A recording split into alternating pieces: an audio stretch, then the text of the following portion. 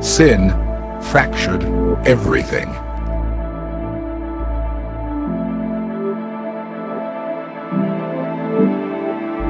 And it left us shattered and broken.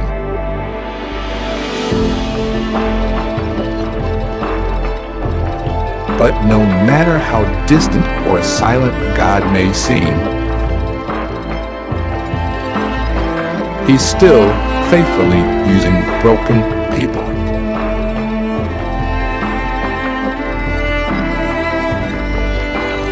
To accomplish His flawless plans.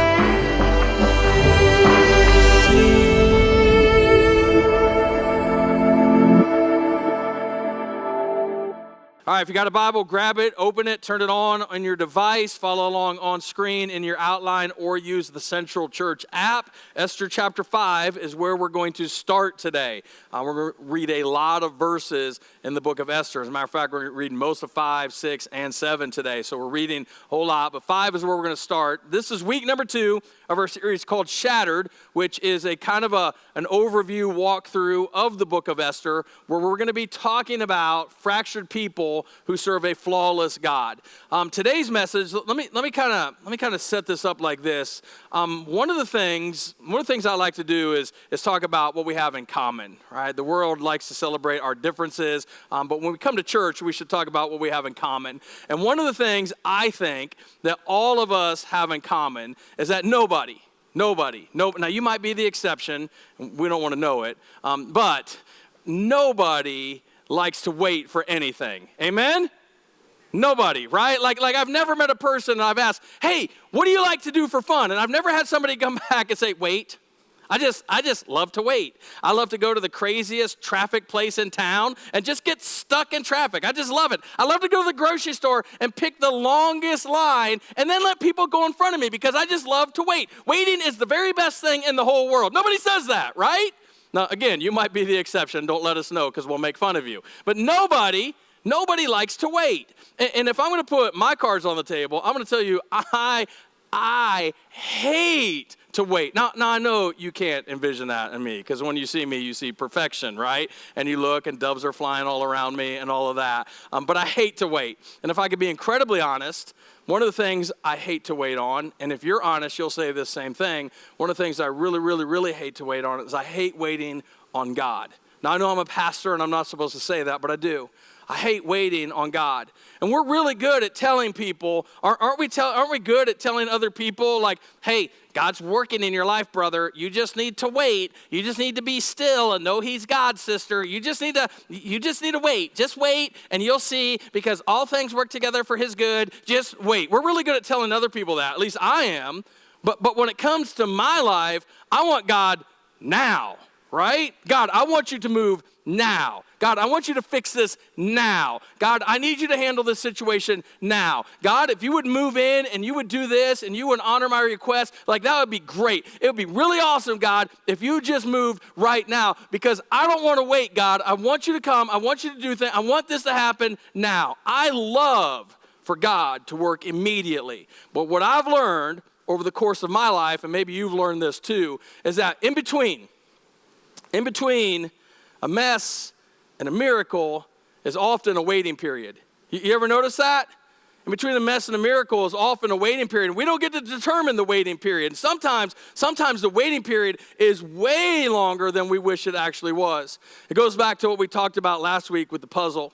Last week we had a bunch of puzzles up here. This week we have a different puzzle. But we said this is what we want our life to look like, right? This is what we all want. We want the picture perfect life. We like for everything to be put together. We like for everything to just be, when people look at it, they're like, oh, that is so nice. So you look at this, and there's flowers, and there's buildings and trees. There's a bridge. There's couples walking hand in hand across the bridge. And there's people down in the boat, and there's people over here in the picnic, and there's ducks. Who doesn't love ducks? I mean, that's awesome, right? Like this is great. And we said this is what we want. All of us want the picture perfect life where everything is together. Everything is nice and neat. But what happens is sooner or later something happens or a series of somethings happens in our life. And our life goes from this to this. It just falls apart. Like we feel like our life is in pieces. Now, let's just say for example, right? Let's say for example that you saw me out somewhere this past week at somewhere like, say, I don't know, Board Narrows. Just one of the places, probably like the only place I go. But let's say you saw me and you wanted to talk about the puzzles. And you said, hey, Ryan, I got a question for you. That 3,000-piece puzzle last week you had on stage, hey, did you put that together? And what if I told you, I tried? Like, I really did try. And you're like, really? Yeah, I tried. Like, I gave it my best shot. And you're like, did you succeed? No, man, I wasn't quite, I just really couldn't quite pull it off. It's a little bit outside of my skill set. And you said, how long did you try? And I looked at you and I said, I gave it 10 minutes. I tried for 10 minutes. But listen, I was focused for 10 minutes. For 10 minutes, that puzzle had all of my attention. I really tried for 10 minutes. Nobody in their right mind would walk away going, you know what? Pastor Ryan really did give that his best shot. You would know I didn't. And matter of fact, this is what I did for puzzles last week. I Googled how long does it take to put together a 3,000-piece puzzle. And the answer was, depending on your skill set. And I already knew I was out at that point because my skill set is like way down here probably. Depending on your skill set, 20 to 30 hours. Hours with a Z, like 20 to 30 hours. Like who wants to spend 20 to 30 hours putting together a puzzle? Not a lot of hands, like none, right? Nobody wants that. Here's the point. Like we talked about last week, this is a mess, right? But this is a miracle. All right, to get this back to this is a miracle. And we don't know how long it takes. We don't really know how long it takes to put this into this. And we could speculate and we could say all kinds of different things. But here's the main point. If we're looking at this as an analogy of life, and this is what we want, but this is what we have, it's going to take time to put this back together. And God, in his way and in his timing, will take our pieces, piece by piece, and he'll begin to put them back together when we realize that he is in control and we aren't. We see this all through the story of Esther. Let me do a really quick review of what we talked about last week in the message. We'll start out with talking about the characters that we covered last week. The first two are Esther and Mordecai. Esther, that's who it's all about. Mordecai is her older cousin. Somewhere along the line, Esther's parents died, and Mordecai kind of took her in. He was kind of like a father figure to her. They were in Jerusalem. Babylon came in, captured them, took them away to another place. They got relocated. Talk about somebody who felt like God had forgotten about them, whose life had fallen in pieces. It was Esther and Mordecai. And there are probably people here right now, probably people watching online, probably people who will be here later this morning. I'm absolutely certain that you have felt like at some point, or maybe you currently feel like God has given up on you. And if that's you, these two characters are your two characters because they know exactly how that feels. They got transplanted into a foreign land, had to learn a new language, had to adapt to a new culture. Everything for them, everything was in pieces. Every part of their life was in pieces. The next person we talked about was King Xerxes. Remember, he threw a 180-day party, and everybody got crazy, spoke cursive. Remember that? And at the end of the story, or at the end of the party, he decided to have his wife, Queen Vashti, come in wearing just the crown. That's it. Like just the crown and the smile. That was it. Completely naked. And she's like, I'm not doing that. And so she walked out. He actually banished her. And then he said, you know what? I'm going to have a contest to see who's going to become the next queen. And so basically, he had a bunch of women brought in from all over the kingdom, and he had sex with one each and every night, and Esther kind of won the contest, and she became queen. It's a sad way to win, but she becomes queen. The last guy we talked about was Haman. Haman is the bad guy in the story. He's a bad dude. And Haman could not stand Mordecai because Mordecai would not bow down to him. Now, Haman was kind of like the vice president. He was like second in charge of the entire kingdom. And so Haman, when he would walk by, everybody would bow down and tremble before him, everyone, except for Mordecai. And Haman didn't like the fact that Mordecai would not bow down before him. Now, what we saw last week was Haman wanted to kill Mordecai. And so he developed this plan. He said, I don't know that the king will let me just kill one person. And so instead of just killing Mordecai, I'm going to kill all of the Jewish people because Mordecai is Jewish. And so if I just go in and say, king, we need to kill the Jews, he's going to say, cool. And then Mordecai is going to be involved in that and I get to kill him. The problem was Esther was also Jewish. However, Esther had not told the king that she was Jewish because Mordecai had said, we're going to keep your nationality a secret. Once again, it's a very quick review. So Haman goes to the king and he says, hey, king, there's this group of people. They're a nuisance. They're causing all kinds of problems. Eventually, they're going to overthrow us. We need to kill these people. And so here's this decree. I need you to sign this. There's going to be a law. You're going to sign this law into effect. And the king trusted Haman so much, he didn't even ask any questions. He's just like, yeah, okay, I'll sign it. And then the law of the Medes and the Persians was put into place. We saw last week that once a written decree happened, once a law was put into place, the law could not be what? Anybody remember? Could not be changed, could not be revoked, which, by the way, is huge, huge, huge, huge for next week. But the law could not be revoked. And so Mordecai finds out that all the Jewish people are going to get killed, and he starts to freak out. But then he pauses, and he goes, wait a minute, Esther's the queen.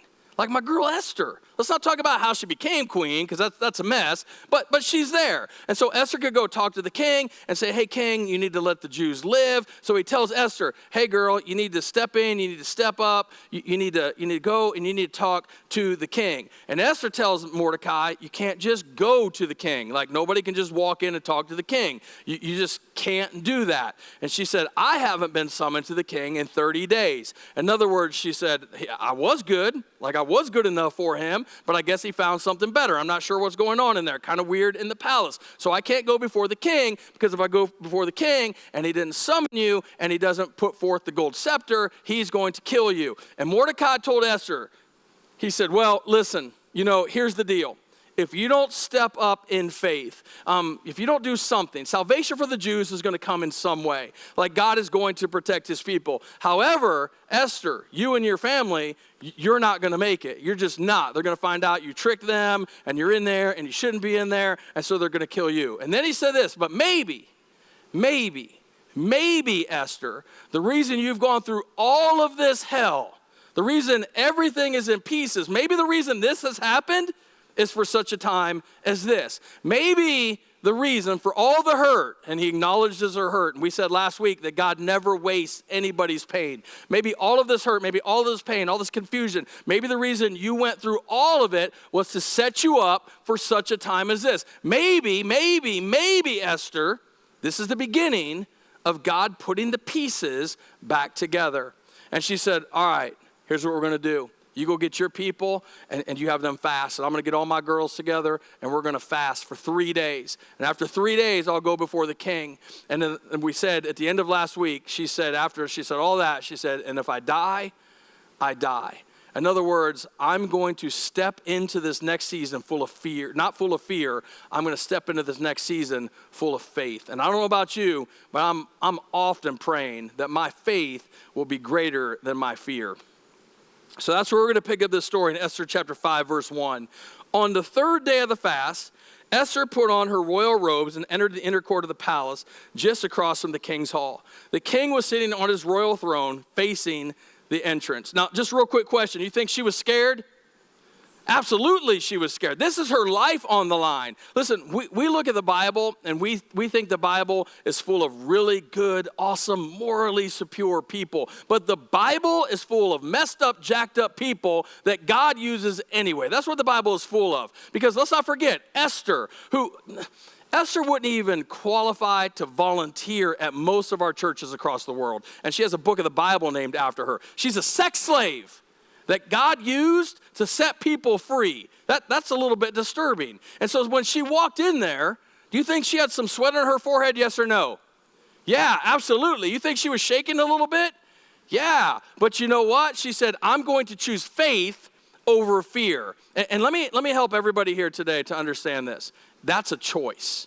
That is 100% a choice. Anybody can tell you, oh, do not fear when they're not in your circumstances. But it's choosing faith over fear. That's very intentional.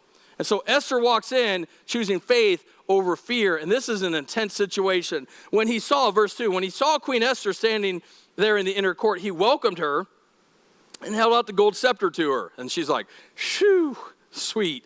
So Esther approached and touched the end of the scepter. Then the king asked her, what do you want, Queen Esther? What is your request? I will give it to you, even if it is half the kingdom. Now hold up, because right here, maybe you think the way I think. I'd have been, if I was Esther, I'd have been like, all right, sweet, give me half and I'm out, right? Like all that she has gone through, all that has happened, like this is her prenup or whatever, man. I don't know, just give me half. But this is like a metaphor. This is the king saying, I'm in a good mood. And so I'll give you whatever you want. Now, here's what's crazy. Here's a spot where you can see God putting the pieces back together. I told you last week that the Book of Esther is the only book in the entire Bible where the name of God is not mentioned one single time. But you can see the hand of God throughout the entire story. And you can see him putting these pieces into place. Because the king, we can all say that King Xerxes was not a godly man, but he was under God's control. See, God is in control. Even when things seem out of control, God is in control because he is sovereign. He rules and reigns supreme. He has no equal. Like there is no one greater, there is no one higher than him. God is in control. And we see God moving through this entire situation. Esther does something though that's really, on the surface, it's really strange because if I'm Esther, I'm going off on Haman. Like I'm letting the king know everything. I'm going off on this law. I'm screaming. I'm throwing a fit. But let me say this. Esther, in this moment, I think this is key. She didn't play the victim. I say this all the time, but I'll say it again. Victims never walk in victory, ever. Victims never walk in victory. If you want to be a victim, you can be a victim and you can have people feel sorry for you, but you will never know what it's like to step out of the tomb because being a victim is simply a graveyard that you choose to stay in. Victims never walk in victory. Listen, I'm not saying that something bad didn't happen. I'm just saying you get to choose whether you want to live in victimhood or victory. Amen? Verse 4, Esther replied, if it pleases the king, let the king and Haman come today to a banquet I've prepared. That's huge. That's huge. Remember that. I'll talk about that in a second. A banquet I've prepared for the king. The king turned to his attendant and said, tell Haman to come quickly to a banquet as Esther requested. So the king and Haman went to Esther's banquet. Now, a couple things to note here. Number one, she already prepared the banquet. I think that's super cool. Yeah, she's fearful for her life. She could step into this thing, she could be killed, but she has so much confidence in God and in God protecting her that she already prepared the banquet. She goes in, hey, it's already ready. Let's go. I think it's important for us to see that and to know that. So the king and Haman went to Esther's banquet, and while they were drinking wine, by the way, alcohol is a true serum. Did you know that? And I heard that from somebody, heard it from a friend. They told me. I don't know it. Anyway, while they were drinking wine, the king said to Esther, now tell me what you really want. What you really, really want. I tried to get past it. I did. Man, I did this on Friday, and I didn't do it. And then this first service, it just hit me. Just tell me what you want, what you really, really want. Just tell me what you I really, really, really want to zigga zigga. I'm so sorry. I tried really hard to not do that. What is your request? I will give it to you, even if it is half the kingdom. Esther replied, this is my request and my deepest wish. And this is where you're like, this is where she goes for it, right? This is where she's going to tell, hey, Haman is jacked up. But watch what she does. If I have found favor with the king, and if it pleases the king to grant my request and do what I ask, please come with Haman tomorrow to the banquet I will prepare for you. Then I will explain what this is all about. In other words, she's like, I'll tell you tomorrow. It's not right now. Now, if you're watching this story, I remember the first time reading this being so confused, going, Esther, girl, what's going on? You're in the presence of the king right now, right here. You, the king, and Haman. That's it. You can tell on Haman. Just rat him out right here. But Esther uses something here, and this is something I pray for every single day for me. I pray for this at some point throughout every day. I have to pause and I have to pray this for me. There's not, I don't think, a single day that goes by that I don't ask God for wisdom. That's one of the things I have to constantly stop and do, is ask God to give me wisdom in a situation. Because think about this.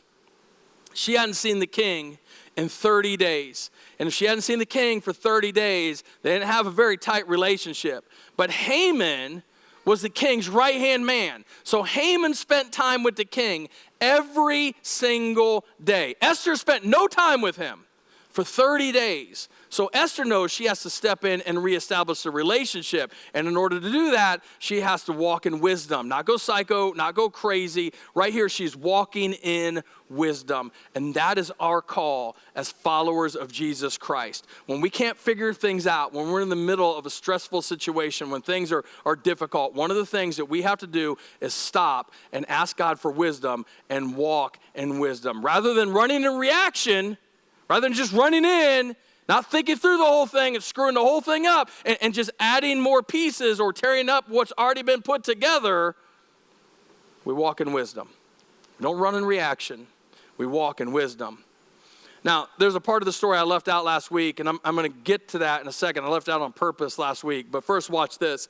Haman was a happy man because he had been drinking with the king and the queen. And the Bible says that wine makes the heart glad. I've just heard. I don't know. Somebody told me. John Sampson told me. Haman was a happy man as he left the banquet. But when he saw Mordecai sitting at the palace gate, not standing up or trembling nervously before him, Haman became furious. Have you ever saw somebody, and when you see that person, as soon as you see them, you get furious? You don't have to lie. You can tell the truth, all right? You don't have to be like, no, I've never done that. You have to say that because you're in church. We've all happened that, right? Don't point to people. Stop. Knock that off. Don't do that. It happens, right? It happened to me. Like, honest to God, it happened to me right here last night. Like, it was just like furious, just rage. That happens to us. Watch this, verse 10. However, he restrained himself. That's good. Right? That's what we need to do. That's kind of wisdom, kind of walking away, kind of not reacting in the moment. So he restrained himself and went home. Then Haman gathered together his friends and Zeresh his wife and boasted. Everybody say boasted. Boasted to them about his great wealth and his many children. He bragged. Say bragged. So boasted and bragged. He bragged about all the honors the king had given him and how he had been promoted over all the other nobles and officials. Then Haman added, and that's not all. Queen Esther invited only me, and the king himself to the banquet she prepared for us. And she has invited me to dine with her and the king again tomorrow. In other words, Haman's like, I'm the man. He probably had a t-shirt that said, I am awesome. Probably had a bumper sticker on his camel that said, I am awesome. He probably owned IamAwesome.com. I don't know. That's what he was saying. He's bragging about himself. It's all about him. Hey, look at me. Look at all of the things that I have. I am incredibly awesome. But then this happens. Verse 13. Then he added, but this is all worth nothing. Whoa. What are you talking about? It's all worth nothing. Everything you just bragged about, everything you just boasted in, your money, your house, your kids, your family, your health, it's all worth nothing. It's all worth nothing as long as I see Mordecai the Jew sitting there in the palace gate. There's something in Haman's life. These pieces for Haman, they ain't coming together. They're continuing to fall apart. They're being thrown all over the place. I would call this extreme bitterness. Have you ever been bitter? Yes, right? All of us at some point in our lives have been bitter. We get bitter at people. We get bitter when we see people, when we hear about people. We get bitter. But here's something I want everybody to understand. And we're going to see this in Haman's life. I want you to see this. Bitterness will almost always hinder our walk with God. Bitterness will almost always hinder our walk with God. Now, I want to pause, and I want to say this because I want to be really sensitive. There are people in this room, there are people watching online. You have legitimately been hurt by another person. You were legitimately hurt by a situation that was beyond your control. I get that. We're bitter at people. We're bitter at situations. Some of us, if we're honest, we're bitter at God. I'm not saying don't be bitter. Wouldn't that be great? Wouldn't that be easy if you were bitter and somebody just came up and went, just don't be so bitter. Just knock it off. Oh my gosh, that's the most amazing thing I've ever heard in the history of the world. You're awesome. Let me put a crown on your head and call you Savior. I would love for that to settle everything. But the thing I've discovered personally and in the lives of other people is bitterness will almost always hinder our walk with God. So you can hold on to bitterness. You can. You can hold on to bitterness, but it's going to hold you back from taking your next step. When you hold on to bitterness, you push the pause button of God taking the pieces of your life and putting them back together. This is what happens to me every single time. Every single time I become bitter. Watch how bitterness manifests itself here in this story. So Haman's wife Zeresh and all his friends suggested, set up a sharpened pole that stands 75 feet tall. I'm like, is that necessary? 75 feet? Like 75 feet tall. Like, 10 feet, 8 feet, 15, 30 feet. Like, that's 75 feet. 75 feet tall. And in the morning, ask the king to impale Mordecai on it. When this is done, you can go on your merry way to the banquet with the king. This pleased Haman, and he ordered the pole to be set up. In other words, he's like, sweet, I'm going to kill Mordecai on a 75-foot pole. But there's something going on. God is working behind the scenes. He's putting the pieces back together, piece by piece. Now, I said that there was a part of the story I didn't share with you last week, and this is where I'm going to put it in right here. It happens all the way back in chapter 2. In chapter 2, verse 21 says this. One day, as Mordecai was on duty at the king's gate, two of the king's eunuchs, Bigthana, which, by the way, right here, this one, if you're looking for a baby name, please. Like, doesn't it just sound awesome? What's your name? Bigthana. Cool. I'll leave you alone. Bigthana and Theresh, who were guards at the door of the king's private quarters, became angry at King Xerxes and plotted to assassinate him. But Mordecai had heard the plot and gave the information to Queen Esther. She then told the king about it and gave Mordecai credit for the report. When an investigation was made and Mordecai's story was found to be true, the two men were impaled on a sharpened pole. Ow. This was all recorded. Don't miss this. This is all recorded in the book of history of King Xerxes' reign. Mordecai doesn't get a reward or cash or get to drive around the king's car or anything like that. Nothing happened. It's just kind of like this story was mentioned and then it moved on. But remember, Esther is the story of a life that has fallen completely apart. God being completely in control. Fractured people, flawless God. Everything on the surface looks out of control, but behind the scenes, God is in control, putting the whole thing back together, piece by piece. And so, fast forward to Esther chapter 6, verse 1. That night meaning the night Haman was going to come and ask the king to kill Mordecai on the sharpened pole the next morning. That night, the king had trouble sleeping, so he ordered an attendant to bring the book of the history of his reign so it could be read to him, which is fascinating to me. Dude had a book about him, read to him. I can't sleep. Go get that book about me and read it to me. Like, dude's way self-centered. In those records, he discovered an account of how Mordecai had exposed the plot of Bigthana and Theresh, two of the eunuchs who guarded the door to the king's private quarters. They had plotted to assassinate King Xerxes. What reward? Look at this. What reward or recognition did we ever give Mordecai for this? So Mordecai did something good here and he didn't get rewarded. Have you ever done something good for somebody and you felt like you never got any type of recognition? That ever happened? But you know what? That stuff really does come all back around. I know some of you are thinking, are you talking about karma? No, I'm talking about you reap what you sow. Galatians chapter 6, that's Bible. Read it. Anyway, nothing has been done for him. Now watch this. Watch what God does. Watch how awesome God is working behind the scenes. This is great. Who is that in the outer court? The king inquired. As it happened, Haman had just arrived in the outer court of the palace to ask the king to impale Mordecai on the pole he had prepared. So he's getting ready to ask the king, will you impale Mordecai? And the king had just asked, what has ever been done to reward Mordecai? This is great. Verse 5. So the attendants replied to the king, Haman is in the outer court. Bring him in, the king ordered. So Haman came in, and the king said, what should I do to honor a man who truly pleases me? Haman thought to himself, who would the king wish to honor more than me? I'm the man.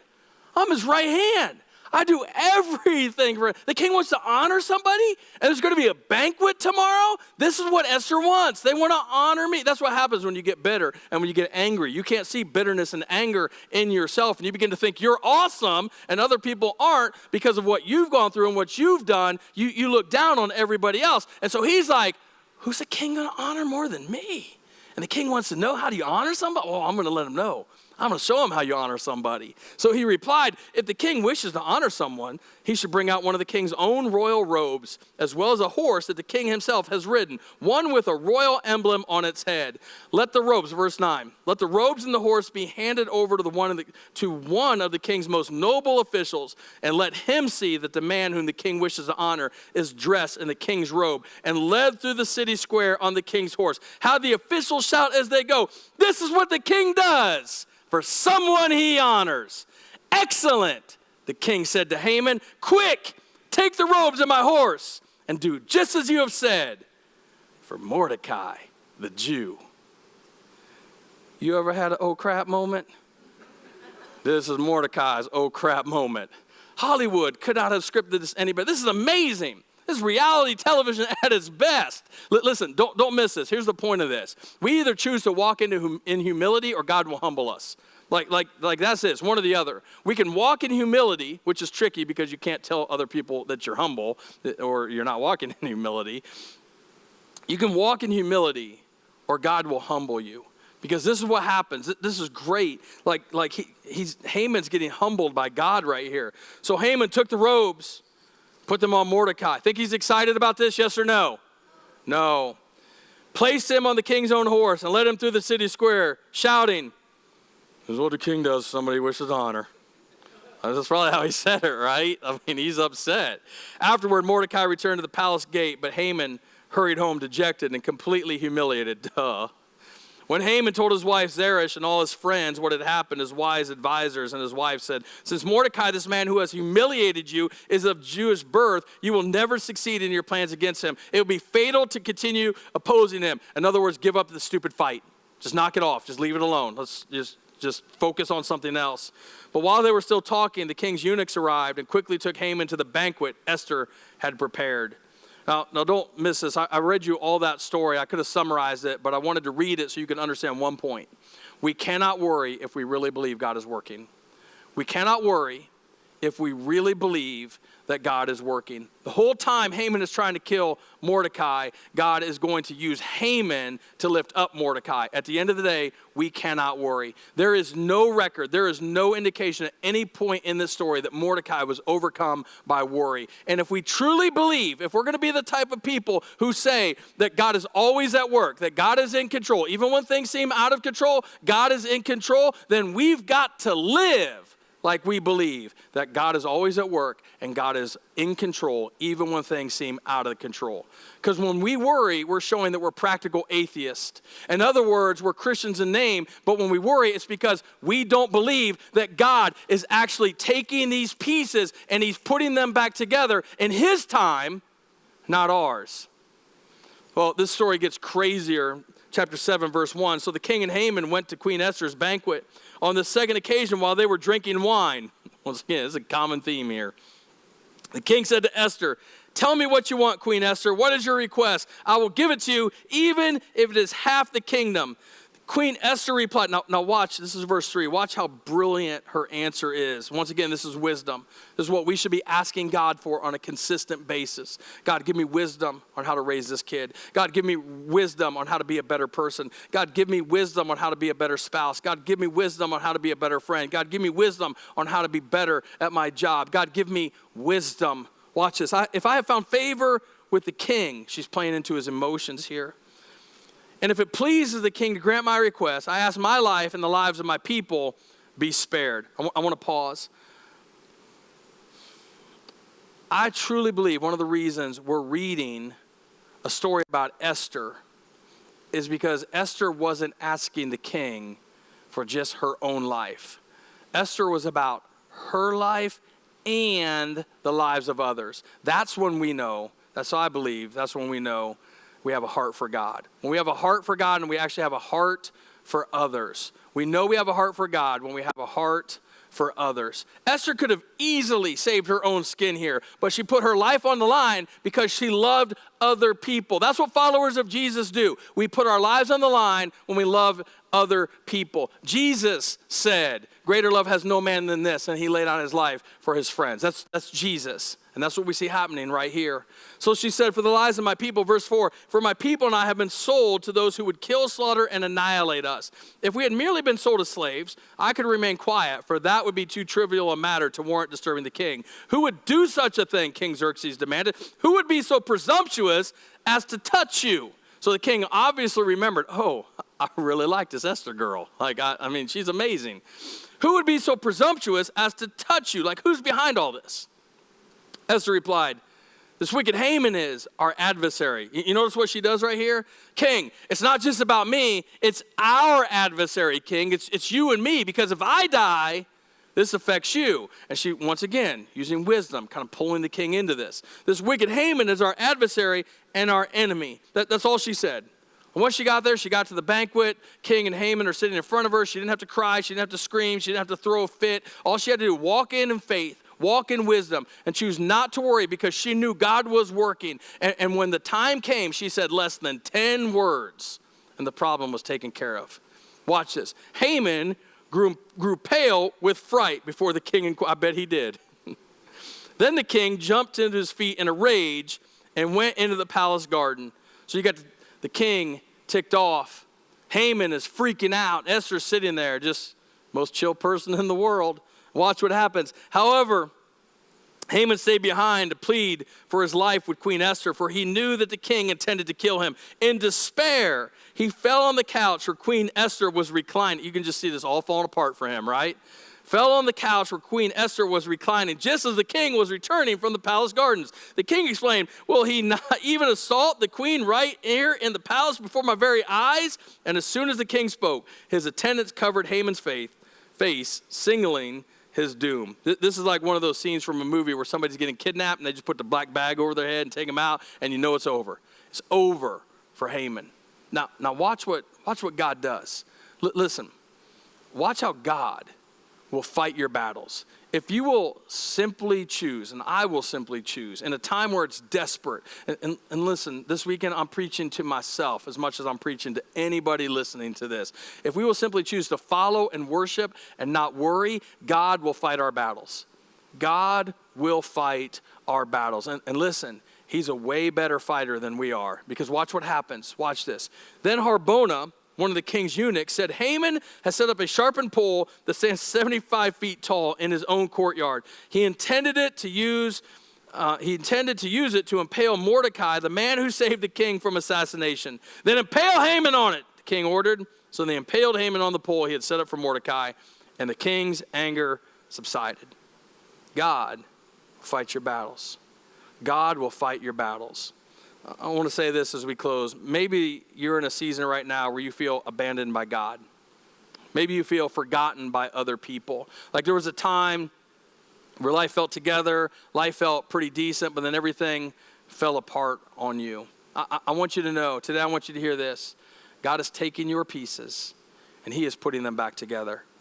God is picking up your pieces and he's putting them back together in his way, in his time. Not ours and his, but God is picking up your pieces, and God will put your pieces back together. You say, Ryan, you don't know what I've done. All right, fine. Esther was a sex slave, and God put her life back into place. You think she dealt with shame? You think she dealt with guilt? You think she dealt with embarrassment? Absolutely. But today, we're talking about her as a hero. God can take your pain and turn it into something amazing in his time. So the walking away thought today is this. Even though there are so many pieces, God will always fulfill his promises. Even though there are so many pieces, God will put them back together because God always fulfills his promises. I want you to understand, I know what it's like to have everything fall apart on you, but I also know what it's like to watch God pick up the pieces and put them back into place. Let's pray. God, I want to thank you for who you are, and I want to thank you for what you've done and what you're doing in our lives. God, I want to pray for every single person who feels like their life is in pieces. God, maybe they're in the middle of a messy situation. Maybe it's a breakup, maybe it's a divorce, a situation with a kid, a situation with their job. Just something that they feel like everything is falling apart. Maybe they're dealing with loneliness, guilt, and shame. God, I pray that you would remind us today that you're calling us out of that, calling us out of the brokenness and into the whole, because you love us unconditionally, and your grace is absolutely amazing, and it's for all of us, not just for some of us. And so, God, I pray that we would feel you putting the pieces back together in our lives. Craig is going to sing a song, and during the song, if you need somebody to pray with you or for you, maybe you're fighting a battle that you just feel like you can't do by yourself, we'd invite you to walk out the back doors. There'll be people from our prayer team who'll meet you and pray with you there, or take you up to our prayer room and just talk you through what you're going through. You don't have to do life alone. You don't have to fight alone. And today you can know the battle belongs to God. Just give it to him. Just give it to him. Don't try to fight it on your own. Don't try to fight it by yourself. Let God fight your battles.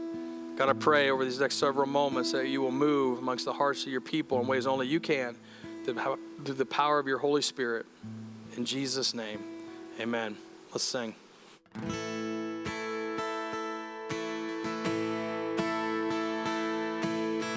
When all I see is the battle, you see my victory.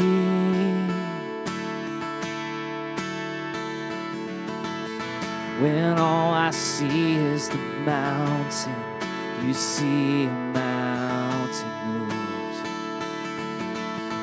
And as I walk through the shadow, your love surrounds me.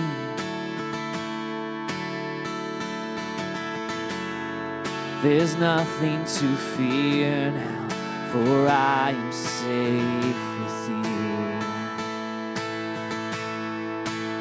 So when I fight, I'll fight on my knees with my hands lifted high.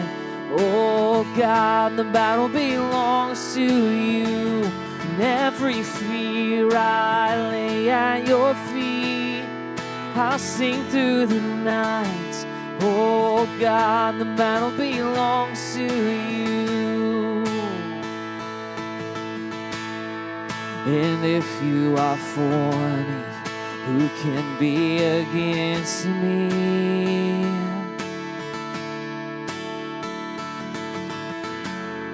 For Jesus, there's nothing impossible for you.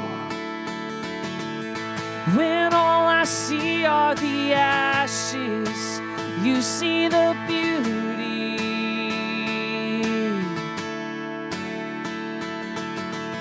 When all I see is a cross, God, you see the empty tomb.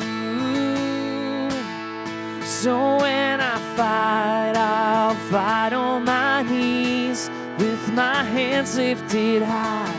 Oh God, the battle belongs to you, and every fear I lay at your feet. I'll sing through the night. Oh God, the battle belongs to you. An almighty fortress, you go before us. Nothing can stand against the power of our God. You shine in the shadows, you win every battle. Nothing can stand against the power of our God. So when I fight, I'll fight on my knees with my hands lifted high. Oh God, the battle belongs to you, and every fear I lay at your feet. I'll sing through the night. Oh God, the battle belongs to you. Oh God, the battle belongs to you.